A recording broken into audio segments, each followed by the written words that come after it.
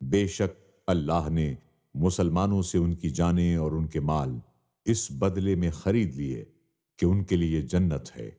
وہ اللہ کی راہ میں جہاد کرتے ہیں تو قتل کرتے ہیں اور شہید ہوتے ہیں، یہ اس کے ذمے کرم پر سچا وعدہ ہے۔ توریت اور انجیل اور قرآن میں اور اللہ سے زیادہ اپنے وعدے کو پورا کرنے والا کون ہے؟ تو اپنے اس سودے پر خوشیاں مناؤ جو سودا تم نے اللہ کے ساتھ کیا ہے، اور یہی بڑی کامیابی ہے۔ سورہ توبہ میں اللہ رب العالمین کا ارشاد ہے کہ بے شک اللہ رب العالمین نے مومنوں کی جان اور ان کے مال کو خرید لیا ہے جنت کے عوض۔ نبی پاک صلی اللہ علیہ وسلم نے جب ہجرت فرمائی اور ان مشکلات کے ماحول میں اور اس تعصب کے ماحول کو چھوڑ کر جب آپ مدینہ منورہ تشریف لائے تو آپ کا قطعاً ارادہ یہی تھا کہ ممبر وعظ سجایا جائے اور جو فضا مشکلات کی جھگڑوں کی قائم ہو گئی تھی اس سے ہٹ کر ممبر وعظ سجا کر لوگوں کی اخلاقی نظریاتی تربیت کی جائے۔ لیکن اسلام کے دشمن کفار و مشرکین نے اہل مدینہ کو سکون سے رہنے نہ دیا۔ سرکار دو عالم صلی اللہ علیہ وسلم اور آپ کے رفقا اور آپ کے نظریے پر حملہ کرنے کے لیے انہوں نے کوئی دقیقہ فروگزاشت نہ کیا۔ ہجرت کے فوراً بعد پے در پہ حملے راستے میں قافلوں پر مدینہ منورہ پر براہ راست انہوں نے کیے، جیسا کہ غزوہ بدر ہے، اور بدر کے اندر صحابہ کرام رضوان اللہ اجمعین نے حق کی بالادستی کے لیے اور دین کی سربلندی کے لیے اور اصل امن کو نافذ کرنے کے لیے قرآن کریم فرقان حمید کی اس آیت پر مکمل صادق آئے جو سورہ توبہ میں اللہ نے ارشاد فرمایا کہ بے شک اللہ رب العالمین نے مومنوں کے مال اور ان کی جان کو جنت کے عوض خرید لیا ہے، اور ایک بڑی قربانی بدر کے اندر پیش کر کے نظریہ اسلام اور نظریہ امن کا تحفظ کیا۔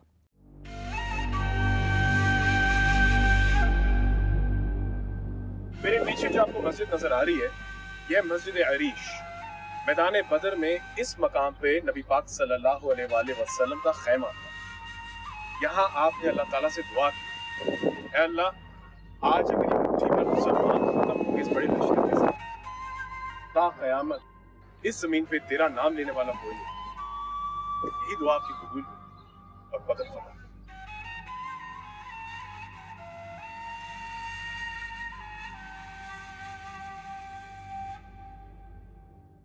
لقد نصرکم اللہ ببدر وانتم اذلہ۔ اللہ رب العالمین جل وعلا کا ارشاد ہے کہ اہل ایمان اللہ رب العالمین جل وعلا نے تمہاری مدد بدر میں کی جبکہ تم کمزور تھے اور قلیل تھے۔ نبی پاک صلی اللہ علیہ وسلم نے اعلان نبوت فرمایا اور اس کے بعد اپنی تمام تر کوششیں ہدایت کے لیے اور اس جہالت کے معاشرے میں امن اور ہدایت کے چراغ کو روشن کرنے میں لگا دیے، لیکن مکہ کا معاشرہ اس بات کی وسعت نہیں رکھتا تھا، صلاحیت نہیں رکھتا تھا، اپنے تعصب کی وجہ سے اور اپنے آباء و اجداد کی دین پر آنکھ بند کر کے جمنے کی وجہ سے نبی پاک صلی اللہ علیہ وسلم نے اپنے صحابہ کے ساتھ ہجرت فرمائی۔ ہجرت کا مقصد صرف یہ تھا کہ ایک پرسکون جگہ جا کر امن کا اور حق کا پرچار کیا جائے۔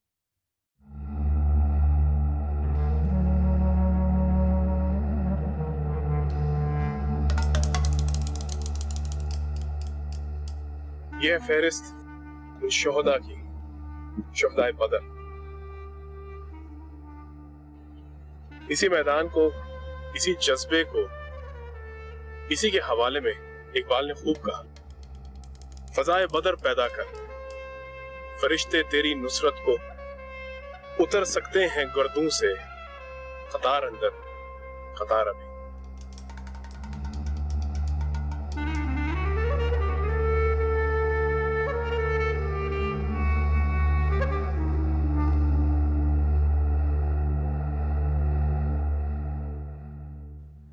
مشرکین مکہ نے پوری کوشش کی کہ مسلمانوں کا بائیکاٹ کیا جائے، اور انہوں نے عرب کے مختلف علاقوں کے اندر یہ غلط افواہ پھیلانا شروع کر دی اور مسلمانوں پر تہمتیں لگانا شروع کر دی کہ یہ ہمارے علاقے سے بھاگے ہوئے ہیں۔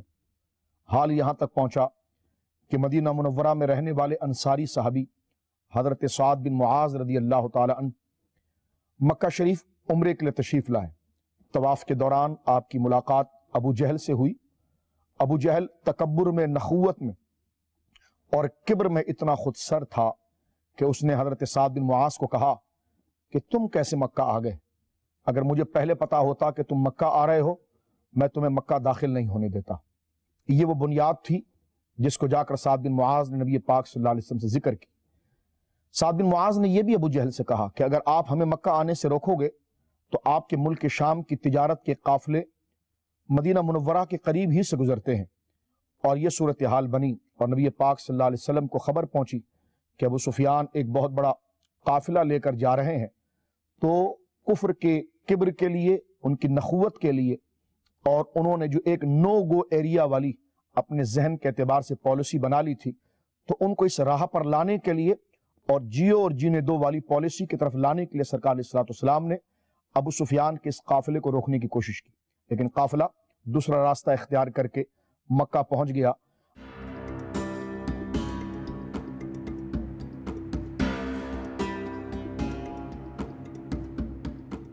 میرے پیچھے آپ کو نشانیاں نظر آ رہی ہوں گی، یہ شہداء بدر کے مزارات ہیں۔ شہید جس حال میں جہاں شہید ہوتا ہے وہیں دفن کیا جاتا ہے۔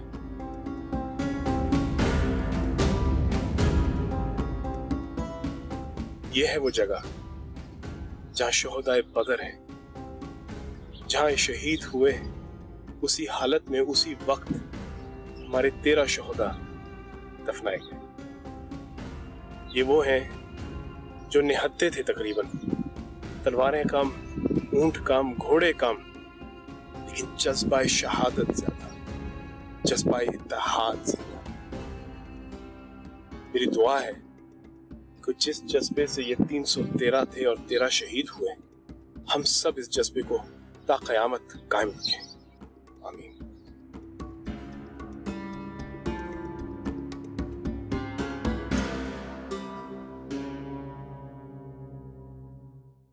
اور جب ان کو یہ علم ہوا تھا کہ نبی پاک صلی اللہ علیہ وسلم اپنے کچھ صحابہ کے ساتھ، جن کی تعداد بہت قلیل تھی، 313 یا 319 کے قریب، یہ خبر ابو سفیان نے مکہ میں پہنچا دی کہ تمہارے گھر کے لگے ہوئے پیسے اور مال کے لیے مسلمان ہماری طرف بڑھ رہے ہیں۔ لیکن قافلہ جا چکا تھا۔ ابو جہل نے ایک لشکر تیار کیا جس کی تعداد 1000 سے زیادہ تھی، اور وہ وہاں سے مکہ سے روانہ ہو گیا مدینہ منورہ کی طرف۔ نبی پاک صلی اللہ علیہ وسلم کو اس بات کی خبر ہوئی کہ ابو جہل ایک بہت بڑا لشکر لے کر مسلمانوں کی طرف آ رہا ہے۔ نبی پاک صلی اللہ علیہ وسلم نے صحابہ سے مشاورت کی اور ان سے کہا کہ اب کیا کیا جائے۔ حضرت سعد بن معاذ جو انصاری صحابی ہیں، اس سے پہلے جتنے بھی کافروں کے ساتھ مڑ بھیڑ ہوئی ہے اس میں حضور نے مہاجرین ہی کو ساتھ میں رکھا، لیکن آج پہلی دفعہ انصار حضور کے ساتھ تھے۔ سرکار کی توجہ یہ تھی کہ انصار کیا کہتے ہیں۔ سرکار نے فرمایا تمہارا کیا ارادہ ہے، واپس لوٹنا چاہیے یا رکنا چاہیے؟ سعد بن معاذ اور جلیل القدر صحابہ نے، جنہوں نے نبی پاک کا کلمہ پڑھا تھا اور قرآن کی اس آیت کے مصداق تھے کہ اللہ نے مومنوں کی جان اور مال کو جنت کے عوض خرید لیا ہے، عرض کی یا رسول اللہ، آپ یہاں کھڑے ہونے کی بات کر رہے ہیں، ان سے مقابلے کی بات کر رہے ہیں، اگر آپ ہمیں اشارہ کریں تو ہم اپنے گھوڑے سمندروں کے اندر اتار دیں۔ ابو جہل کو وہاں یہ کہہ دیا گیا تھا کہ آپ آگے نہ جائیں، مسئلہ رفع دفع ہو گیا ہے اور قافلہ ابو سفیان کے خیریت سے پہنچ گیا، لیکن وہ خود سر بدر کے مقام پر پہنچا، اور مقام بدر کے اوپر یہ مارکا جس کو قرآن یوم الفرقان کہتا ہے، حق اور باطل کا مارکا، یہ 17 رمضان المبارک کے قریب روح پذیر ہوا۔ نبی پاک صلی اللہ علیہ وسلم 12 رمضان المبارک کو مدینہ منورہ سے روانہ ہوئے تھے۔ اس جنگ کے اندر صورتحال اور نبی پاک صلی اللہ علیہ وسلم کی جنگ حکمت عملی اور اللہ رب العالمین جل وعلا کی جانب سے آنے والی امداد اور معاونت بھی بڑی با کمال تھی۔ کافروں نے پہلے بدر کی زمین پر پہنچ کر مضبوط زمین کا انتخاب کر دیا تھا۔ مسلمان جب پہنچے تو انہیں ریتیلی زمین ملی، اور رات کو اللہ کا کرم ہوا اور بارش کا نزول ہوا۔ جو ریتیلی زمین تھی وہ مثل فرش ہو گئی، اور جو چٹیل زمین تھی وہ کیچڑ اختیار کر گئی۔ نبی پاک صلی اللہ علیہ وسلم نے صحابہ کرام کی استقامت اور ان کی جرت کو دیکھتے ہوئے اللہ رب العالمین کی بارگاہ میں پوری رات دعا کی۔ دعا کا سلسلہ اتنا تھا کہ حضرت ابو بکر کہتے ہیں کہ میں نے دیکھا کہ حضور علیہ الصلوۃ والسلام ایک کیکر کے درخت کے نیچے کھڑے تھے، اور آپ کے ہاتھ اللہ رب العالمین کی بارگاہ میں اتنے اٹھے کہ آپ کے کاندھوں پر جو چادر تھی وہ زمین پر آ گری۔ حضرت ابو بکر آگے بڑھے اور سرکار علیہ الصلوۃ والسلام کے کاندھے پر وہ آپ نے چادر ڈالی، اور آپ کی پشت کو اپنے سینے سے لگا کر عرض کی یا رسول اللہ آپ کی زبان سے نکلے ہوئے کلمات یقیناً اللہ رب العالمین نے قبول کی۔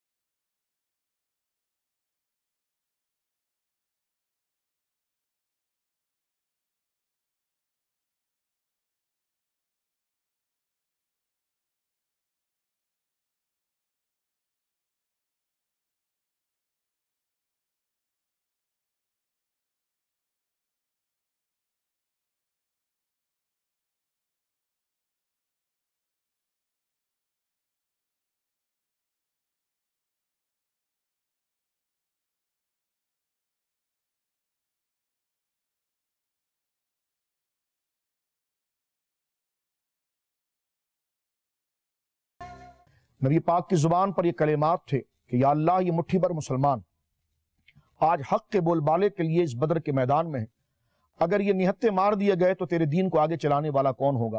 زبان مصطفیٰ سے نکلی ہوئی دعا اللہ کی بارگاہ میں مقبول ہوئی اور صبح یہ مٹھی بھر مسلمان کفار پر غالب ہوئے، اور اللہ کی مدد کچھ اس طرح بھی ہوئی کہ قرآن مجید کہتا ہے کہ فرشتوں کی فوج کا بھی نزول بدر کے میدان کے اندر ہوا۔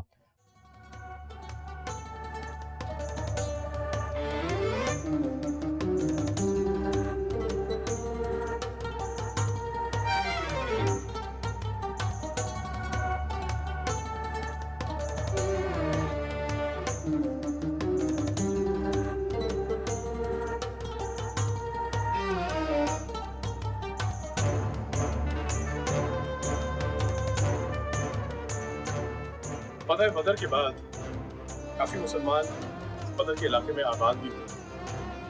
ہم اس وقت ایک کھنڈر میں موجود ہیں، پتھروں اور کچی مٹی کو لے کر بنا ہوا۔ پتہ ہے بدر کے بعد کا ایک بہت اہم سبق ہمیں سب کو سیکھنا چاہیے، وہ یہ کہ جو کافر غلام بنائے جاتے ہیں اکثر طور پہ ان کے ساتھ کیا سلوک کیا گیا۔ ایک بات تو یاد رکھیں، تقریباً 1500 سال عیسوی کے حساب سے اس وقت پیسے لیے جاتے تھے آزاد کرنے کے، اس کو تقریباً 400 درہم فی غلام تھا۔ آپ نبی پاک صلی اللہ علیہ وآلہ وسلم نے کہا کہ تم میں سے کافروں میں سے جو بھی 10 مسلمانوں کو پڑھا دے گا اسے ہم آزاد کر دیں۔ اب اندازہ لگائیں کہ سکہ رائج الوقت کے مطابق کہ 400 درہم اس وقت کا 10 مسلمانوں کو پڑھانے کے برابر۔ یہ بہت ضروری ہے روایت سیکھنا، کیونکہ آپ نبی پاک صلی اللہ علیہ وآلہ وسلم رحمت کی بات کرتے تھے اور غلامی ختم کرنے کی بات کرتے تھے۔ آپ نے غلامی پھر بھی ایک دم سے ختم نہیں کی، ورنہ سارا سلسلہ خراب ہو جاتا۔ آپ نے آہستہ آہستہ اس کو ختم کیا۔ پہلے جن کے غلام تھے ہر طریقے سے ان کو آزاد کرنا، اور پھر جیسے فتح بدر ہو گیا جہاں غلام آیا کرتے تھے، آپ نے کہا کہ یا تو تم پڑھا دو انہیں اور آزاد ہو جاؤ، یا پھر اس طرح بھی کہا گیا کہ اگر آپ نہیں پڑھا سکتے اور آپ کے پاس پیسے نہیں ہیں تو ویسے ہی آزاد ہو۔ یہ جو شیوا ہے یہ ایک سبق ہے ہم سب کے، وہ جو شیوا ہے ان کو اپنانا چاہیے۔ جنراسٹی ہمیں بھی چند لوگوں کو معاف کرنا چاہیے۔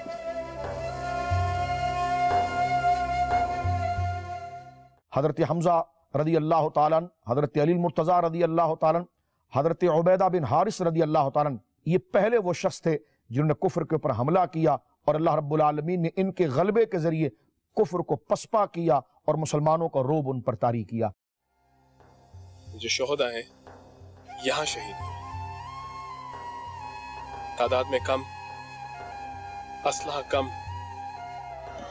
گھوڑے اونٹ کم، لیکن جذبہ جہاد، جذبہ اتحاد بے تحاشا۔